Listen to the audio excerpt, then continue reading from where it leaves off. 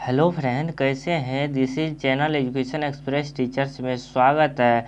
तो आज का क्लास पेडागोजी का 10 होने वाला है। पेडागोजी का आज 20 क्वेश्चन लेकर के आए हैं। सभी क्वेश्चन को आप लोग देखिए, 30 में 30 आप लोग किस प्रकार से ला सकते हैं। अगर सभी जितने भी पेडागोजी आप अगर सॉल्व करना समझ गए तो आप अपने से सभी क्वेश्चन को सॉल्व करना सीख जाइएगा। तो चलिए आज का इस क्वेश्चन को स्टार्ट करते हैं। तो आप लोग अभी तक इस वीडियो को लाइक शेयर सब्सक्राइब नहीं किए तो वो आप कर सकते हैं, जिन्होंने अभी तक नहीं किए हैं। अगर सीटेट का तैयारी में 30 में 30 आप लोग लाना चाहते हैं तो फटाफट से इस वीडियो को लाइक शेयर सब्सक्राइब कर दीजिए और इस चैनल पे डेली आप लोग बने रहिए। जितने भी वीडियो पीछे आपका दिया हुआ है सभी वीडियो को जा कर के देख सकते हैं और डेली आप इस क्लास को अटेम्प्ट कीजिए और अपना प्रैक्टिस करते रहिए। तो अगर प्रैक्टिस करते रहिएगा तो आपका आगे प्रैक्टिस हो जाएगा। तो इस प्रकार क्वेश्चन बिना रटे हुए सभी क्वेश्चन को आप लोग अटेम्प्ट कर सकते हैं, 30 में 30 अपना ला सकते हैं। तो अपना तैयारी स्टार्ट कर दीजिए। अब सीटेट का एग्ज़ाम जुलाई में होने वाला है, तो जुलाई में एक सीटेट में आपको पक्का कर लेना है। अगर आप लोग सीटेट का या केवीएस सभी पेडागोजिकल क्वेश्चन सभी टेट एग्जामों के लिए में आता है, तो सभी टेट एग्जाम के लिए यह क्वेश्चन महत्वपूर्ण है। तो किसी भी टेट एग्जाम का तैयारी कर रहे हैं, केवीएस का, यूपी टेट, बहुत सारा टेट एग्ज़ाम का है, तो सभी टेट एग्ज़ाम के लिए यह इम्पोर्टेंट होने वाला है। तो आप लोग इस वीडियो को ज़रूर देखिए और 20 में कितने आप सही कर पा रहे हैं वो भी स्कोर अपना इस कमेंट बॉक्स में वीडियो के लास्ट में ज़रूर बताइए। चलिए आज का क्वेश्चन स्टार्ट करते हैं। आज का क्वेश्चन है एजर्सन से।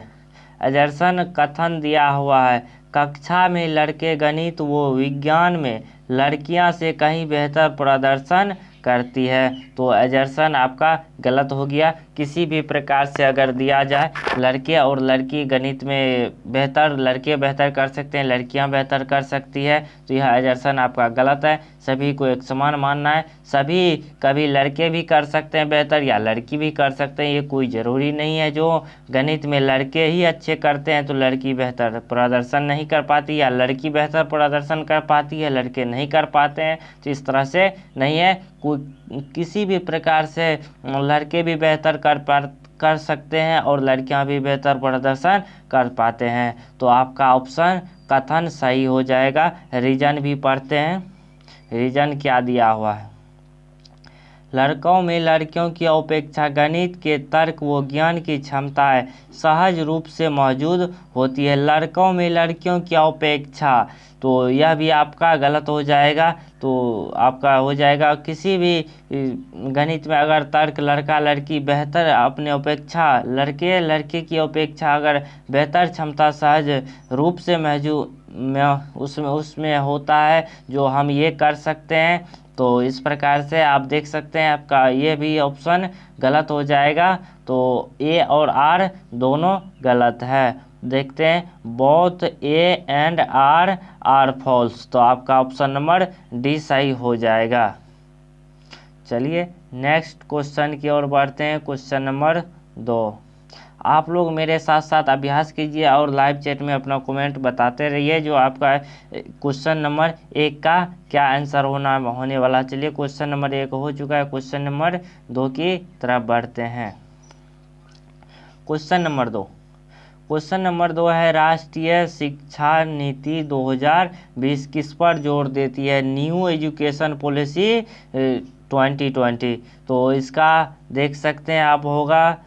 तो इसमें देखते हैं ऑप्शन क्या है। पाठ्यचर्या में लचीलापन बिल्कुल बेहतर लग रहा है। पाठ्यचर्या में मानकीकृत आकलन नहीं करना है। जब भी किसी भी स्टूडेंट को किसी भी प्रकार का भेदभाव नहीं करना है, मानकीकृत नहीं देना है, पनिशमेंट नहीं देना है। तो इस प्रकार से आप देख सकते हैं बी का नहीं होगा। पाठ्यक्रम को गैर संदर्भित नहीं करना, पाठ्यक्रम को संदर्भित होना चाहिए, तब बच्चे एक्टिव रहेंगे और सभी एक्टिविटी को कर पाएंगे।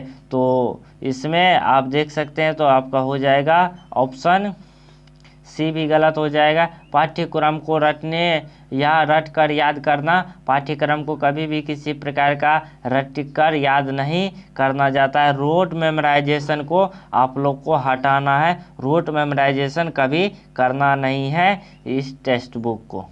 तो चलिए आप इसका आंसर हो जाएगा ऑप्शन नंबर ए सही हो जाएगा। चलिए क्वेश्चन नंबर 3 की ओर बढ़ते हैं। नेक्स्ट क्वेश्चन आ गया है क्वेश्चन नंबर 3।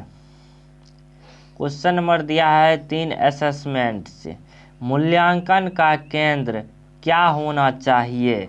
असेसमेंट साउंड इसका क्या होना चाहिए मूल्यांकन का केंद्र। तो अधिगमकर्ता क्या नहीं कर सकता है इसका चित्रण करना। अधिगमकर्ता क्या नहीं कर सकता है इसका चित्रण करना। कक्षा के दूसरे बच्चे की तुलना में अधिगमकर्ता को प्रदर्शन स्पष्ट करना। कभी भी आप किसी बच्चे के जैसे रोहन कम अंक लाए, मोहन कम अंक, मोहन का सबसे अधिक अंक आ गया तो उसको कह सकते हैं मोहन का सबसे ज़्यादा अंक आया तो तुम्हारा क्यों नहीं आया। इस तरह से कभी एक दूसरे बच्चे से दूसरे को तुलना नहीं कराना है। तो यह आपका ऑप्शन गलत हो जाएगा। तो यह आपका गलत हो गया। तो देखते हैं ऑप्शन नंबर सी, मानक वर्ग के बच्चे में लेबलिंग करना, लेबलिंग नहीं करना, labelling the child into A.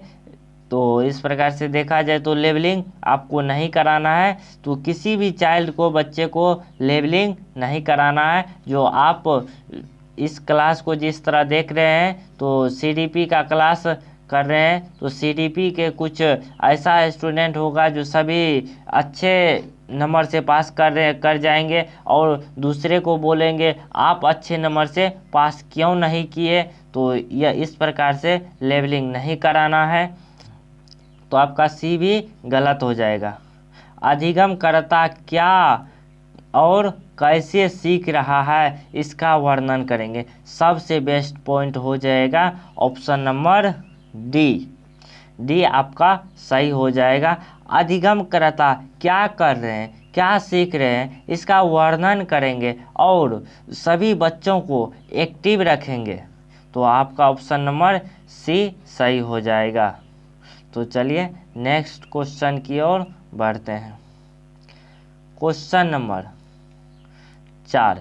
Question number 4 में देखिए, किसी भी प्रकार के इसमें देख सकते हैं निम्नलिखित में से कौन सा विकल्प एक सामाजिक संरचनावादी। आप सब फटाफट से लाइव चैट में बताइए सामाजिक संरचनावादी का सिद्धांत किसके द्वारा दिया गया है। तो फटाफट से लाइव चैट में आप लोग बताइए, तब तक हम इस क्वेश्चन को पढ़ते हैं। सामाजिक संरचनावादी कक्ष में बच्चों के व्यक्तिगत ज़रूरत का ध्यान रखा जाता है और उसकी व्याख्या करता है। तो यह किस प्रकार का हो जाएगा। तो आप लोग देखिए, बैठने की व्यवस्था तय करना, फिक्स्ड नहीं करना है, किसी भी असेसमेंट को फिक्स नहीं करना है। तो आपका ऑप्शन ए गलत हो जाएगा। शिक्षकों को केवल निर्देश व बच्चों के पूर्व आज्ञा पालन का अपेक्षा करना। तो यह भी आपका गलत हो जाएगा। बच्चों के द्वारा तथ्यों को स्मरण कराना, यह भी आपका गलत हो जाएगा। बच्चों का आपस में चर्चा करते हुए समूह कार्य में देना। जब भी आप किसी बच्चे को एक समूह में देते हैं किसी भी कार्य को करने के लिए या लिखने के लिए, पढ़ने के लिए, किसी भी प्रकार से, तो उस प्रकार उसमें वो सीखता है। तो आप लोग का ऑप्शन नंबर डी बेहतर लग रहा है। सी तो होगा नहीं, मेमोराइजेशन आपको कराना नहीं है, फिक्स डी कभी भी नहीं कराना है। तो आपका बच गया option number B. Option B, शिक्षकों को केवल निर्देश, कभी भी शिक्षक को निर्देश नहीं देना चाहिए। सभी निर्देश देना चाहिए लेकिन केवल निर्देश ही नहीं देना चाहिए, बल्कि उसके अनुसार अलग अलग गतिविधि कराना चाहिए, अलग अलग तरह से उसे एक्टिविटी कराना चाहिए। तो आपका यह सी भी गलत हो जाएगा। तो एक डी ही ऑप्शन बचता है जो कि बिल्कुल सही है। चलिए नेक्स्ट क्वेश्चन की ओर बढ़ते हैं। Question number 5। क्वेश्चन नंबर 5, निम्नलिखित में से कौन सा प्रश्न कक्षा में समालोचनात्मक, एक चीज़ यहाँ रह गया वो आप लोग को बता देते हैं, जो कि यह पूछे थे आप लोग से, सामाजिक संरचनावादी का सिद्धांत किसने दिया? तो सामाजिक संरचनावादी का सिद्धांत आपका यह जीन पियाजे के द्वारा दिया गया है। सामाजिक सोशियो कल्चर के माध्यम से यह एक सिद्धांत दिया है। तो इसका 4 स्टेजेस बताया गया है, आप लोग सभी को डिटेल में देख सकते हैं, या नहीं तो उस पर भी हम एक वीडियो लेकर के आएंगे। सभी वैज्ञानिक कौन सा किस प्रकार का सिद्धांत दिया है, उसके अंतर्गत क्या है, इस पे भी एक वीडियो लेकर के आएंगे, तो आप लोग उस क्लास को ज़रूर देखिएगा। तो चलिए, अभी आपका प्रैक्टिस चल रहा है, प्रैक्टिस आप लोग करते रहिए। अगर किसी भी प्रकार की दिक्कत होती है तो आप कमेंट बॉक्स में पूछ सकते हैं, या वॉइस क्वालिटी में, या फिर क्वालिटी समय जो भी दिखने समय दिक्कत आ रही है तो आप लोग फटाफट से कमेंट करके पूछ सकते हैं, उसका सुधार किया जाएगा। अगर कोई भी किसी भी प्रकार का क्वेश्चन चल रहा है तो आपके मन में वह क्वेश्चन भी आप कमेंट बॉक्स में लिखिए या लाइव चैट में लिखिए। अगर लाइव जुड़ पाते हैं तो आप लाइव चैट में कमेंट पूछ सकते हैं हमसे। चलिए क्वेश्चन नंबर 5 की ओर बढ़ते हैं। क्वेश्चन नंबर 5, निम्नलिखित में से कौन सा प्रश्न कक्षा में समालोचनात्मक सोच को बढ़ावा देने का सही उदाहरण है? तो 325 और 486 को जमा करो। तो बस आप लोग रट्टे मारे होंगे या इसको फटाफट से जोड़ देंगे, इसमें कोई समालोचनात्मक चिंतन नहीं बढ़ावा दिया गया। नेक्स्ट ऑप्शन पे देखते हैं, बाल विवाह प्रतिबंधित अधिनियम किस वर्ष पारित किया गया है? तो आप लोग फटाफट से अगर रट्टे मारे होंगे तो फटाफट से इसका आंसर दे सकते हैं, इसमें कोई समालोचन चिंतन तो हुआ नहीं। शोषण की परिभाषा दे, इसमें भी रट्टे मारे हैं तो फटाफट से दे सकते हैं। और डी देखते हैं, अपने शहर में प्रदूषण के विभिन्न कारणों का विश्लेषण कीजिए और प्रदूषण करने के लिए विभिन्न उपाय सोचिए। अगर इस प्रकार से क्रिएटिविटी कराया जाए, इसमें उसे थिंकिंग को बढ़ावा दिया जाएगा, तो इस प्रकार से समालोचनात्मक चिंतन को बढ़ावा मिलेगा।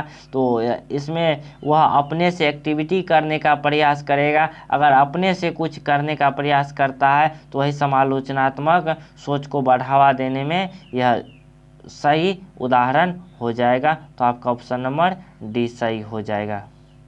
चलिए नेक्स्ट क्वेश्चन की ओर बढ़ते हैं। क्वेश्चन नंबर 6,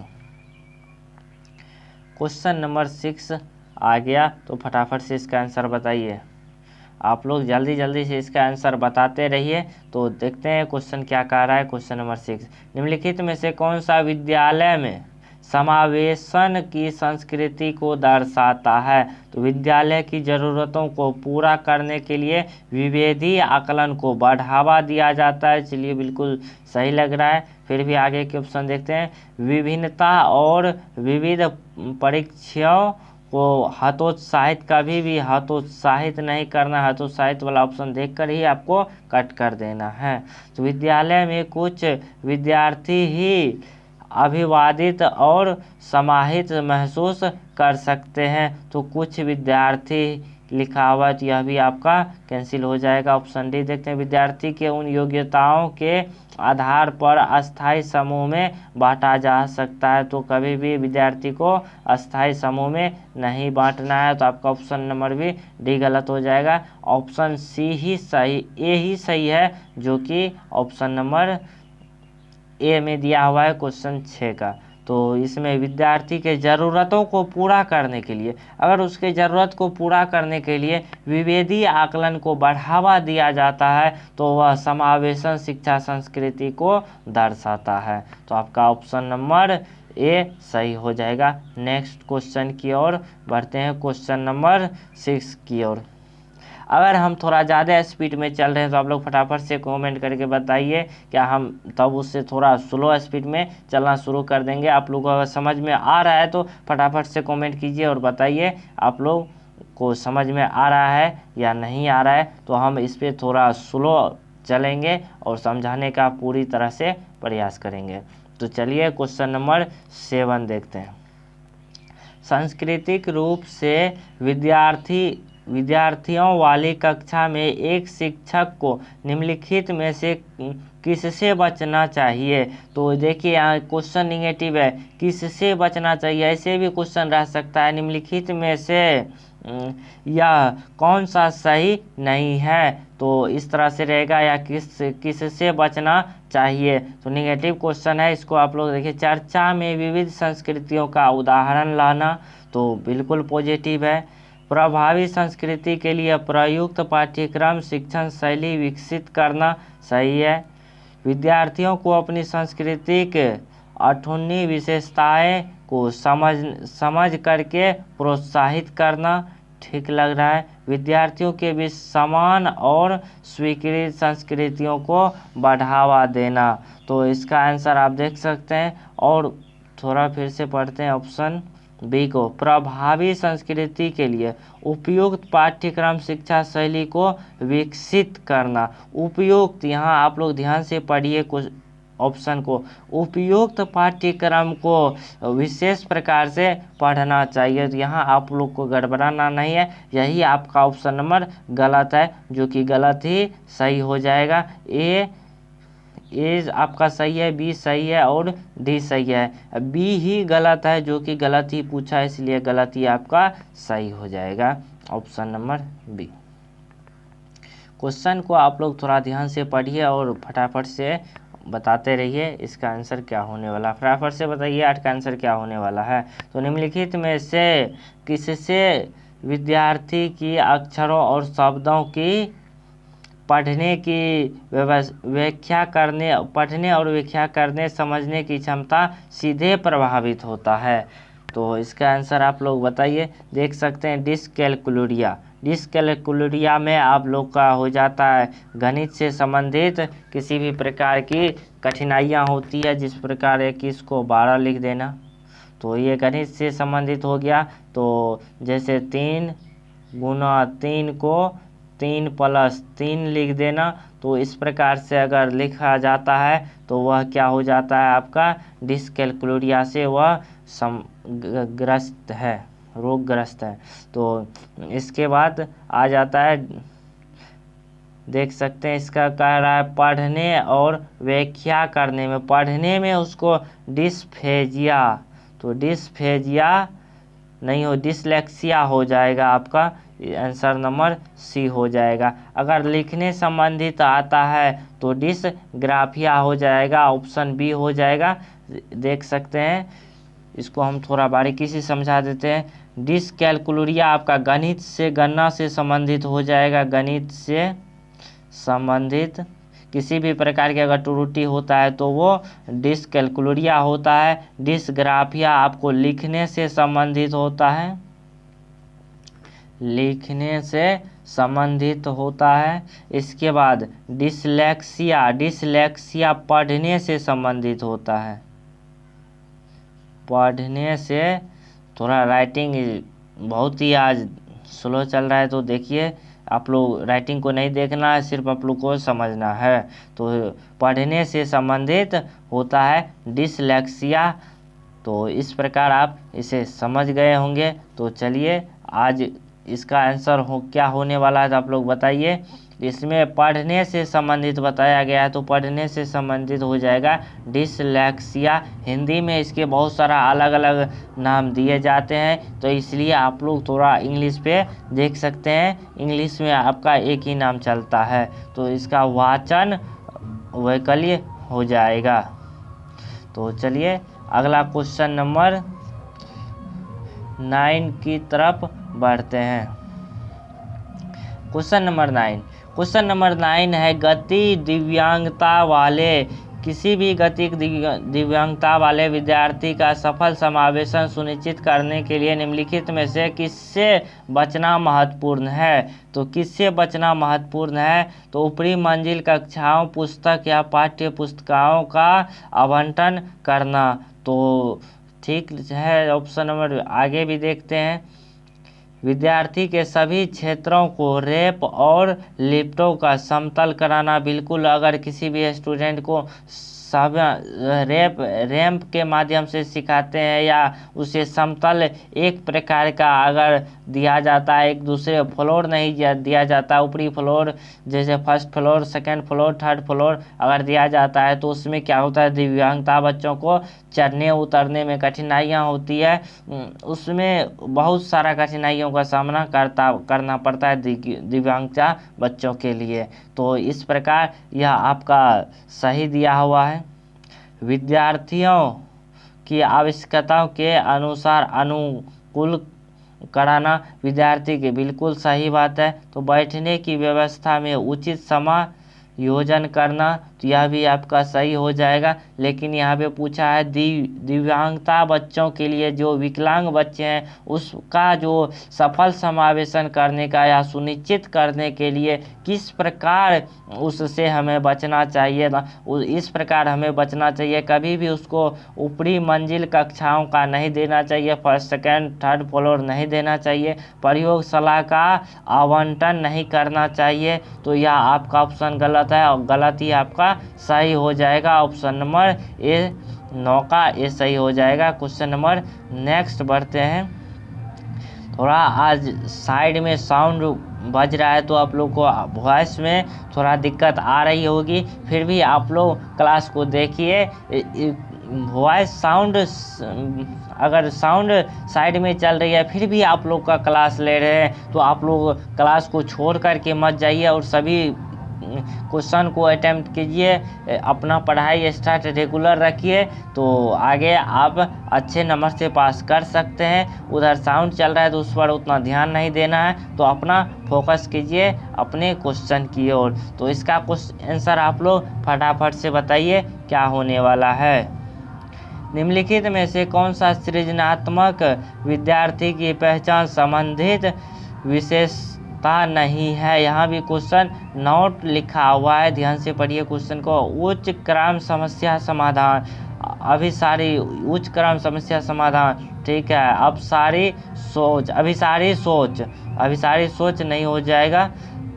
नवचारी प्रयोग, ठीक है। जिज्ञासा की प्रबल, यह भी आपका ठीक है। ऑप्शन नंबर बी ही आपका गलत है, जो गलत ही आपका सही हो जाएगा। तो इस तरह से आपका क्वेश्चन नंबर 10 सॉल्व होता है। क्वेश्चन नंबर 11 की तरफ बढ़ते हैं। अगर आप लोग को यह वीडियो पसंद आ रहा है तो फटाफट से लाइक शेयर सब्सक्राइब कर सकते हैं। जो अभी तक नहीं किए हैं वो फटाफट से सब्सक्राइब करके अपने घंटी को ज़रूर दबा दीजिए, ताकि इस प्रकार का वीडियो आप लोग को मिलता रहे और अपना सीटेट का तैयारी जोर शोर से कर सकते हैं। आप लोग को इसमें अच्छे नंबर से पास कर सकते हैं अगर सभी क्लास को, सभी जितने भी डाला हुआ है क्लास, सभी क्लास को जा कर के देख सकते हैं।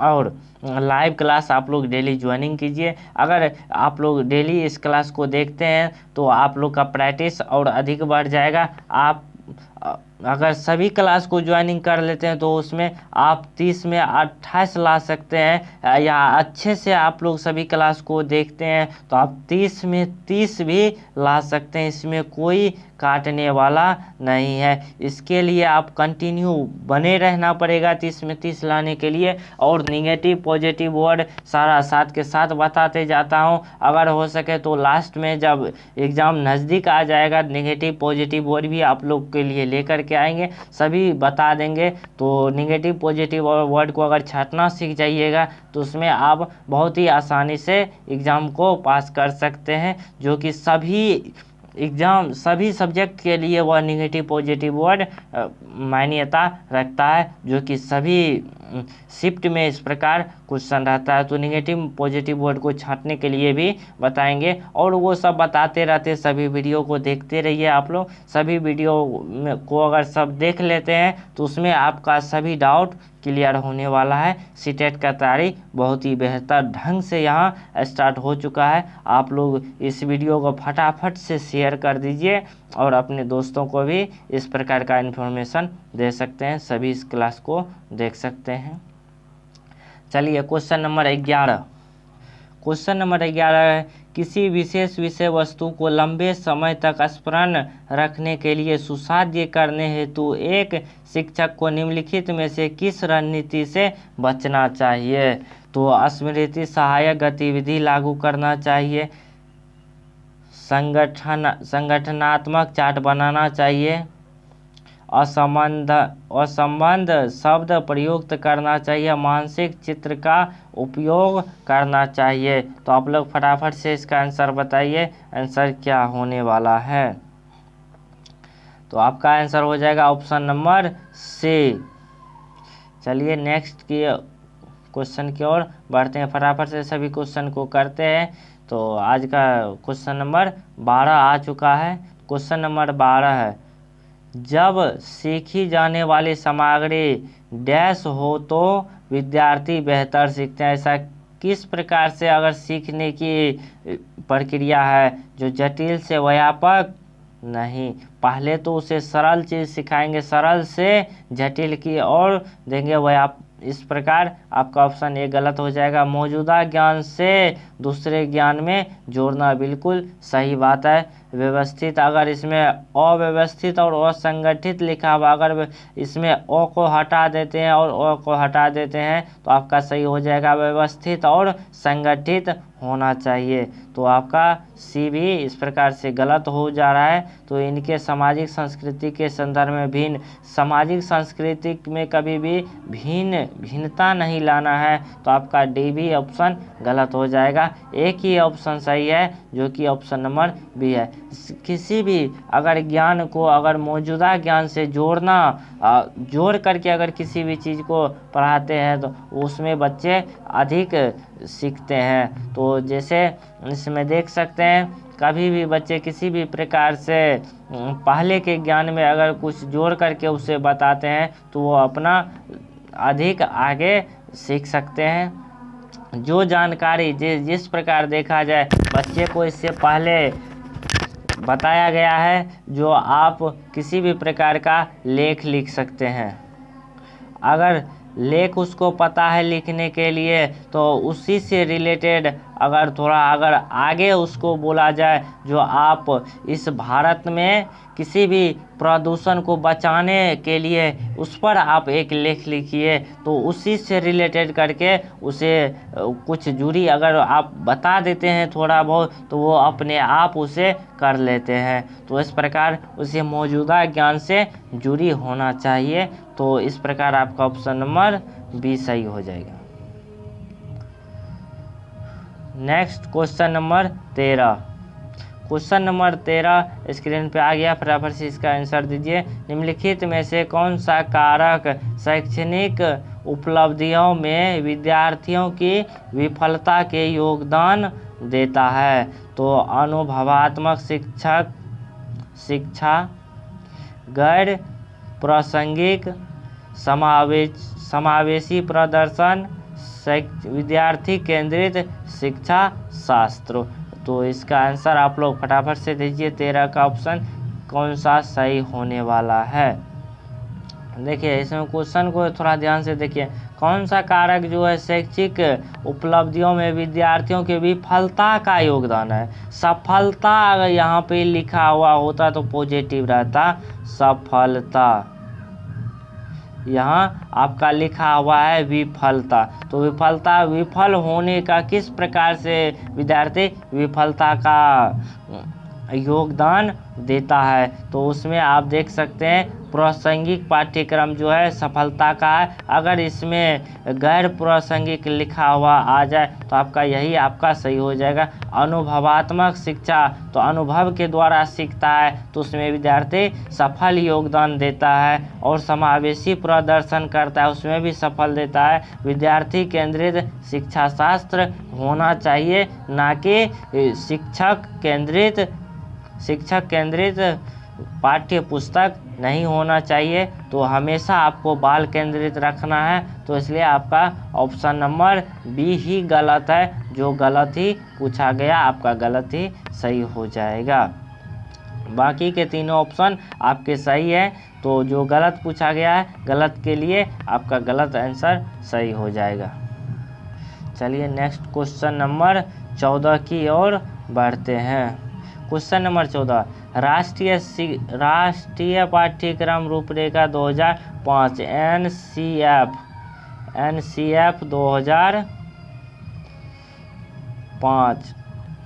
2005 से तो भर भर के सभी शिफ्ट में आता ही है, तो एनसीएफ 2005 को भी कराते रहेंगे आगे। तो इस प्रकार इस पर भी चर्चा करते रहेंगे। एनसीएफ 2005 क्या कहता है, इसके अनुसार क्या क्या विद्यार्थी के लिए अप्रूव क्या कराया गया है, तो इसमें देख सकते हैं। एनसीएफ 2005 के अनुसार बच्चों द्वारा तय की गई सामग्री को निष्क्रिय प्राप्त करता है, निष्क्रिय प्राप्त करता नहीं है, ये गलत हो जाएगा। बच्चों के अधिगम को विनियमित करने की क्षमता नहीं है, तो यह भी आपका गलत हो जाएगा। बच्चों को रटने के माध्यम से सर्वश्रेष्ठ सीखते हैं, रटने से सीखते नहीं है बल्कि उसे एक्टिविटी के दौरान सिखाते हैं, वो ज़्यादा माध्यम सर्वश्रेष्ठ माना जाता है। तो बच्चों के ज्ञान के निर्माण में सक्रिय भूमिका निभाते हैं, बच्चे जो है ज्ञान में सक्रिय भूमिका निभाते हैं, तो महत्वपूर्ण भूमिका भी निभाते हैं। तो आपका ऑप्शन नंबर डी सही हो जाएगा, 14 का ऑप्शन नंबर डी सही। क्वेश्चन नंबर 15, एक संप्रत्य को पढ़ाने के लिए एक शिक्षक को निम्नलिखित में से किसके प्रयोग से बचना चाहिए, तो यह भी आपका नेगेटिव क्वेश्चन है। तो उस संप्रत्य से संबंधित उदाहरण, उस संप्रत्य के असतत उदाहरण, संप्रत्य संबंधित गैर उदाहरण, उसकी संस्कृति में प्रचलित अध्ययन। तो इसका आप लोग फटाफट से 15 का आंसर बताइए। तो इसमें देख सकते हैं उस संप्रत्य से संबंधित उदाहरण, बिल्कुल सही बात है। संप्रत्य से संबंधित गैर उदाहरण, बिल्कुल सही बात है। उनकी संस्कृति में प्रचलन रूप, सही है। तो आपका ऑप्शन नंबर बी गलत है। उस संप्रत्य के लिए असतत उदाहरण, असतत उदाहरण किसी भी अगर कॉन्सेप्ट को अगर टीचर अच्छे से यूज करता है, किसी भी चीज़ को अगर बारीकी से समझता है, जैसे सरल से कठिन की ओर देता है, डायरेक्ट अगर असतत उदाहरण दे दिया जाए तो उसमें विद्यार्थी नहीं सीख पाता है। तो इसको सतत अगर रहता तो यहाँ आपका यह सही हो जाता, लेकिन यहाँ पे पूछा ही गलत है, तो आपका गलत ही सही हो जाएगा। ऑप्शन नंबर बी आपका सही हो जाएगा। चलिए क्वेश्चन नंबर 16 की ओर बढ़ते हैं। स्वयं में ज्ञाता होने का ज्ञान या जागरूकता क्या दर्शाती है, तो अधिसंज्ञान, भ्रांति, स्मृति, सहायक, अभिप्रेरणा। तो आपका आंसर हो जाएगा इसमें। देखिए कभी भी भ्रांति तो पैदा होना नहीं चाहिए। स्मृति, सहायक, विधि, यहाँ स्वयं के ज्ञान, यहाँ कह रहा है स्वयं के ज्ञाता होने का ज्ञान, अपने आप से ज्ञाता होने का ज्ञान, यह जागरूकता क्या दर्शाती है, तो यह जागरूकता अधिसंज्ञान को दर्शाता है, ना कि अभिप्रेरणा को। तो बहुत सारे स्टूडेंट देख सकते हैं इसमें गलती करते हैं, जा करके अभिप्रेरणा मार देते हैं। नहीं, अभिप्रेरणा नहीं है, स्वयं के ज्ञाता को वह अपने ज्ञान को जागरूक करने को क्या दर्शाता है, तो यह आपका ऑप्शन ए हो जाएगा, अधिसंज्ञान। चलिए नेक्स्ट क्वेश्चन नंबर 17 की ओर बढ़ते हैं। क्वेश्चन नंबर 17, कठिनाई को पहचान या लक्ष्य निर्धारण, समस्या और परिणामों को खोजने का, तद अनुसार कार्य करना, परिणामों का मूल्यांकन करना निम्न में से किस प्रक्रिया में शामिल है, तो कठिनाइयों का पहचान करना, लक्ष्य का निर्धारण करना, संभावित समस्या और परिणामों का खोज करना। तो इस प्रकार से अगर तद अनुसार सभी कार्य करना, परिणाम का मूल्यांकन करना यह क्या दर्शाता है? कौन सी प्रक्रिया को शामिल महत्वपूर्ण माना गया है? कौन सी प्रक्रिया में है? तो आरोपण, नकल, समस्या समाधान, निष्क्रिय। तो समस्या समाधान। कठिनाई का पहचान करना, आप समस्या का समाधान कर रहे हैं, तो ऑप्शन नंबर आपका सी हो जाएगा। नेक्स्ट क्वेश्चन की ओर बढ़ते हैं। Question number 18। बस 3 क्वेश्चन और बचा हुआ है, तो आप लोग वीडियो के लास्ट तक बने रहिए। और सभी का आपका कितना स्कोर आ रहा है, तो आप 20 में 20 किसका आ रहा है, तो आप लोग सभी स्कोर अपना वीडियो के लास्ट में बताइए आप कितना सही कर पा रहे हैं। तो चलिए फटाफट से इन तीनों क्वेश्चन को करते हैं। तो क्वेश्चन नंबर दिया हुआ है 18। शिक्षण सामग्री प्रक्रिया में भ्रांतियों की खोज एवं चर्चा करना सार्थक है। तो बिल्कुल सही बात है।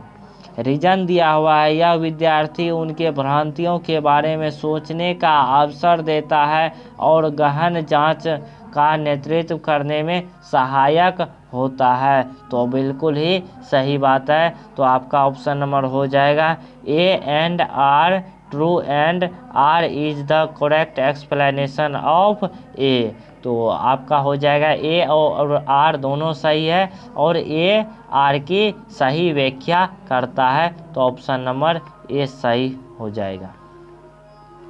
चलिए नेक्स्ट क्वेश्चन की ओर बढ़ते हैं। Question number 19। डैश विद्यार्थी को बोरियत महसूस होने की संभावना है। कब बोरियत महसूस होने की संभावना है? गतिविधि का महत्व ना दिए जाने पर, गतिविधि को महत्व दिए जाने पर, यह तो सही है। उन्हें सफल मिलने पर, यह भी सही है। उनकी सफलता की अपेक्षा करने पर। तो आपका ऑप्शन नंबर इसका हो जाएगा ऑप्शन नंबर ए।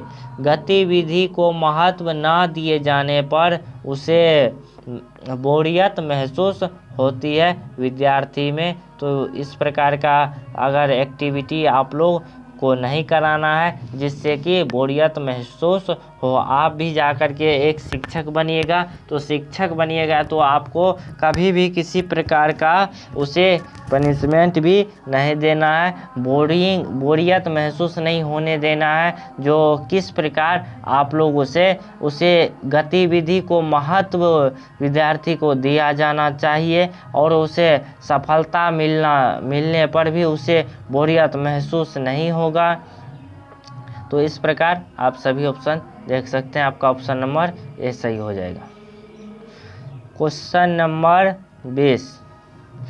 आज का यह लास्ट क्वेश्चन है, तो आप लोग फटाफट से इसका आंसर बताइए क्या होने वाला है। निम्नलिखित में से कौन सा तरीका प्रतिपुष्टि को प्रेरक रूप से उपयोग करने का उचित तरीका है?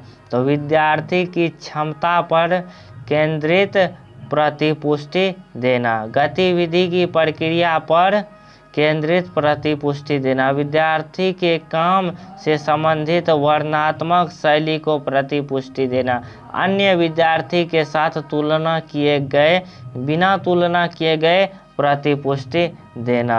तो आपका ऑप्शन देखिए क्या होने वाला है। क्वेश्चन क्या कह रहा है, निम्नलिखित में से कौन सा तरीका जो प्रतिपुष्टि के प्रेरक के रूप में उपयोग करने का अनुचित तरीका है? तो अनुचित तरीका पूछा है, जो कि विद्यार्थी की क्षमता पर केंद्रित प्रतिपुष्टि देना।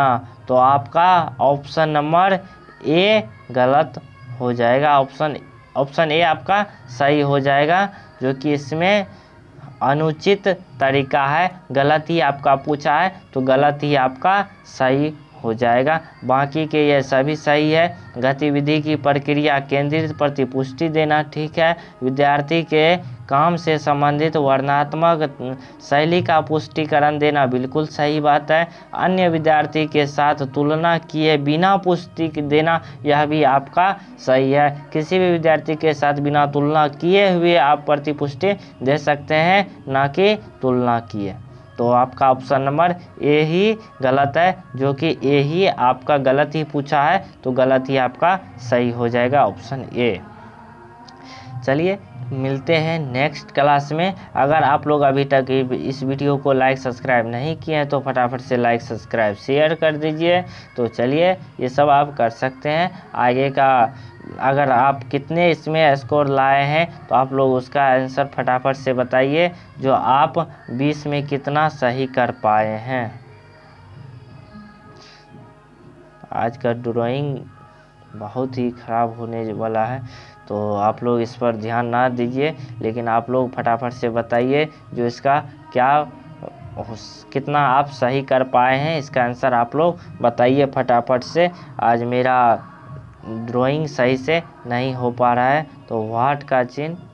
चलिए इस प्रकार आप देख सकते हैं। फटाफट से अपना स्कोर बताइए कितना आपका स्कोर सही हुआ, फिर हम वीडियो को अंत कर देंगे। अगर से अगला क्लास आपका प्रैक्टिस सेट आएगा 12, तो आप सभी को प्रैक्टिस करते रहिए। अगर प्रैक्टिस करते रहते हैं तो आपका प्रैक्टिस बन जाएगा, तो आगे आप जा कर के एग्ज़ाम में भी अच्छे नंबर से पास कर सकते हैं। तो चलिए आज का वीडियो यहीं ख़त्म करते हैं। जय हिंद।